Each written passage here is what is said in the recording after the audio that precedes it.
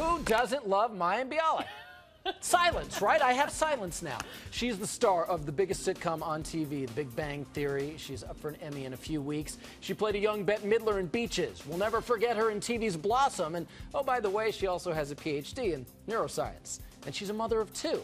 So imagine the nationwide panic after we learned that Mayim was in a serious car crash. So how is she doing? Well, she is right here to tell me. In New York, celebrating her supporting actress nomination for her role on The Big Bang Theory. It's great to have you here. Thank you. Appreciate you coming in. I didn't mean to cause nationwide panic. You caused nationwide ridiculous. panic, I have to tell you. First of all, congratulations on the Emmy nod. I want to talk Thank about you. that in just a second, but I'm on vacation.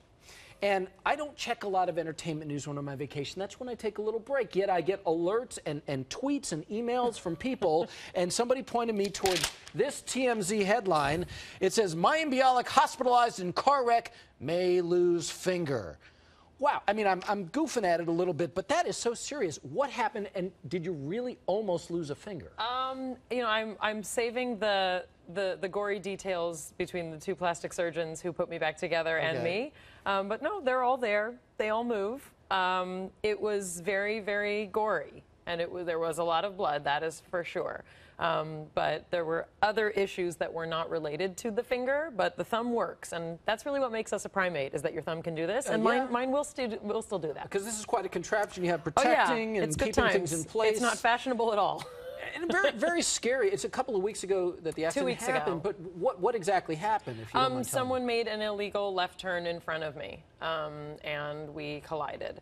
And as I said, there was a lot of impact to this hand. I messed up my arm this side more cosmetically, and I bruised my nose but didn't break it. I've been begging to break my nose since I'm about 11 years old, and well, just bruised it. But yeah, there it is. So we put Humpty back together. Wow. And I understand it's been very painful. You said, even when you sat down here, that it is. And I understand, I heard anyway, you opted not to do pain medication. I'm not taking narcotics. How's that going? It's you know, you have an opportunity here, Maya. No, and I think, you know, not to disparage people who do, but, you know, I used all the techniques that I used in natural labor at the scene of the accident, all the way through the ER. And I believe deeply in meditation and deep breathing. I'm taking over-the-counter ibuprofen and acetaminophen. But I prefer not to be on narcotics for a lot of reasons. Mind over matter, though. It works. I mean, honestly, a friend of mine said, who would think that all the techniques I used for natural labor for 2 kids would come in handy? And that's absolutely the first thing I thought was, I need to lower my blood pressure. The calmer I am, the less pain I'll feel, and the more I can actually process what I really need to do right now, which is get into an ambulance and get to a hospital. And what is it like having the whole nation? And I'm not kidding. I mean, people, I don't know if you look on the internet at all. I try not to for that reason. Well, people, you know, not saying bad things. I mean, it was all like the nation came out in support and concern. I mean, that has to be a little strange. Well, I think you of all people know, people are fascinated by people in the public eye that way. And, you know, if it bleeds, it leads. And, you know, I'm only grateful that I got to my mother before the news did, because there was about an hour in there where she said if I hadn't called her, she would have been hearing about it from the news. So that's really what's important, is that my mother heard it from me and not TMZ. Yes, that is important. and I am here to say I am happy on behalf of a nation that we're here talking about an injury that you've been able to get over, and it's okay. And in just a couple of weeks, you're up for an Emmy for supporting actress for Big Bang Theory. I'm so thrilled for you. And just before we started, I said it's like lightning in a bottle twice in your life.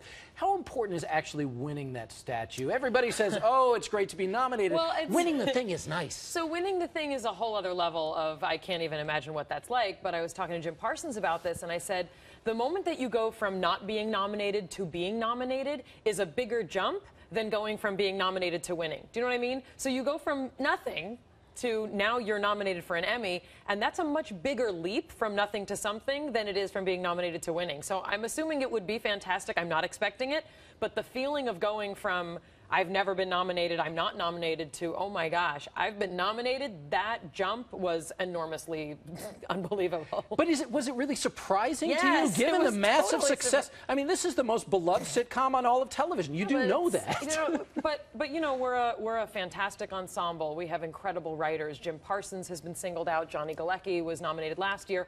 Our show has been acknowledged 2 years in a row. Sure, but you never know how the industry works. I was going online to see if Kristen Wiig got nominated when I found out I was Well, nominated. there you go. Well, congratulations. Best of luck. I'll be Thank pulling you. for you, and you have your left hand to hold up the statue if you win it. That's and true. I'm glad you're feeling all right, Thank most you. importantly. Mayim, thanks so much.